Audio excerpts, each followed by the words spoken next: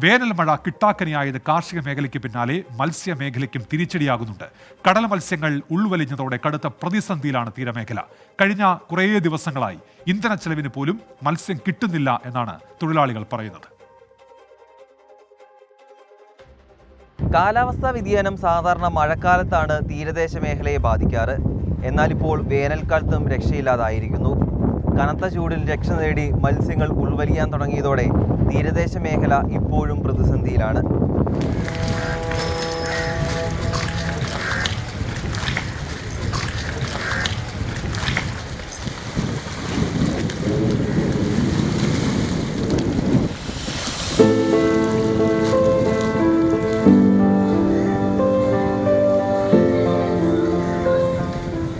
ഇവിടെ മൊത്തത്തിൽ നിങ്ങൾ പറഞ്ഞ ഒരു വാക്ക് തന്നെയാണ്, പട്ടിണിയും പരിവേഷം തന്നെയാണ് ഇവിടെ നടക്കുന്നത്. ഇവിടെ ചൂട് കൊണ്ടോ അല്ലെങ്കിൽ തണുപ്പ് കൊണ്ടോ ഒന്നും ഇപ്പോൾ ഇവിടെ ഒന്നും കടലിനകത്ത് മീൻ തന്നെ ഇല്ലാതായിട്ടുണ്ട്.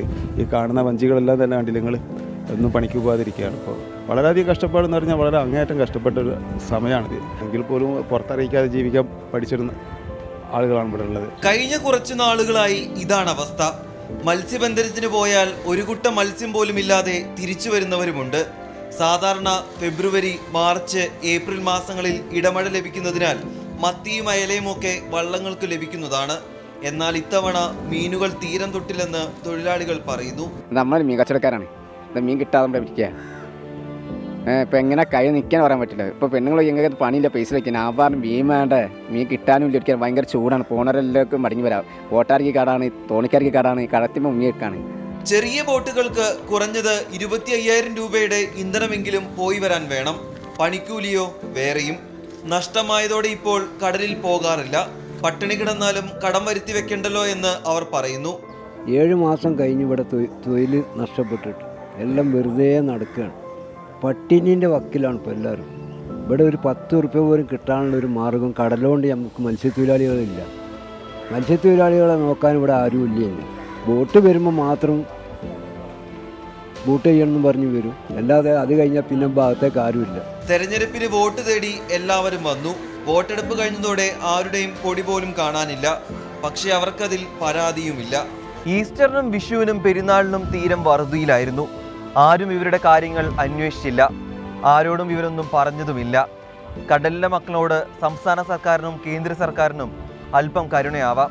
പ്രജ്വൽ സുരേഷിനൊപ്പം രാഹുൽ സുരേഷ്, 24 കോഴിക്കോട്. പൊതുജനം കഴുതയല്ല സാർ. കാലാവസ്ഥാ മാറ്റം അത് വലിയൊരു പ്രശ്നമാണ്. അത് പല മേഖലകളെ ബാധിക്കുന്നുണ്ട്. നമ്മൾ ഇപ്പോൾ കണ്ട റിപ്പോർട്ടും അത്തരത്തിലാണ്. ചൂട് കുറയാതെ ഈ അവസ്ഥയ്ക്ക് മാറ്റമുണ്ടാകില്ലെന്നും എത്ര ദിവസം മത്സ്യബന്ധനം നടത്താതെ മുന്നോട്ട് പോകാൻ കഴിയും എന്നുമാണ് മത്സ്യത്തൊഴിലാളികളുടെ ചോദ്യം. പ്രതികരണങ്ങളിലേക്ക്. നെത്തൽ പണിയെല്ലാം നടക്കുന്ന ടൈമാണ്. ഇപ്പം നെത്തലൊന്നും ഇപ്പോൾ 4-5 മാസമായി ഇവിടെ ഒരു പണിയും ഇല്ല. നമുക്കിപ്പോൾ സർക്കാരിൻ്റെ അടുത്ത് നിന്ന് കിട്ടാനുള്ള ആനുകൂല്യങ്ങൾ വരാൻ പോയി കിട്ടണില്ല. അടിച്ച പൈസ ഇതുവരെ തന്നിട്ടില്ല. നമ്മൾ മഴക്കാലത്തുള്ള വർധനക്കാട്ടും വലിയ വർധനയായിട്ട് വേനൽക്കാലത്തുണ്ടാണ്. ഇപ്പോൾ ഒരു കാലത്തില്ലാത്ത വർധനയാണ് ഇപ്പോൾ കാണുന്നത്. ചൂട് കാലത്ത് ഇപ്പോൾ പ്രത്യേകം എല്ലാ കൊല്ലത്തും കണ്ട് ചൂട് ആസ്തിയാണല്ലോ. പൊതുവെ മീൻ ഇല്ലയെന്ന് തന്നെ പറയണം. ഇവിടുന്ന് വലിഞ്ഞു പോകണ വയലാണ് അങ്ങനത്തെ അവസ്ഥ. എല്ലാ പണിയും മേഖലയും മുട്ടിക്കുന്നു. ജീവിതം വളരെ മാർഗം കുറവല്ലായിരിക്കും, കഷ്ടപ്പാടുകളാണ്. സർക്കാർ ഭാഗമൊന്നും പിന്നെ ഇങ്ങോട്ട് ചിന്തിക്കലേ ഇല്ല.